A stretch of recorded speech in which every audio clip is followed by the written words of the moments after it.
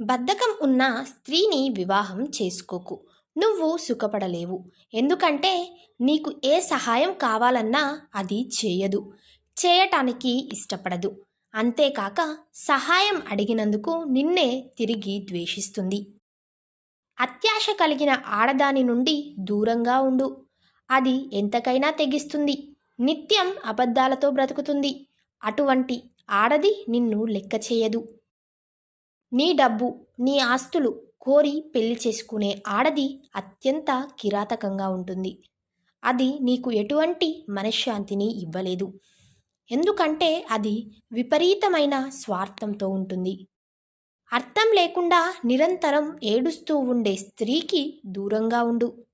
అది దాని ఏడుపుతో నీలో అనవసరమైన భావాలను సృష్టిస్తుంది. దానివల్ల నీ సమయం మరియు భవిష్యత్తు రెండూ వృధా అవుతాయి.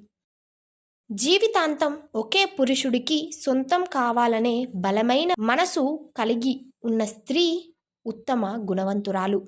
ఆమె స్వచ్ఛమైన ప్రేమను, మృదువైన భావాలను కలిగి ఉంటుంది.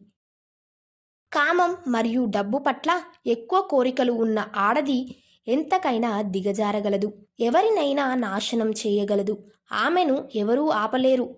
ఆమె వల్ల గుణవంతురాలైన స్త్రీ కూడా సులువుగా చెడిపోతుంది.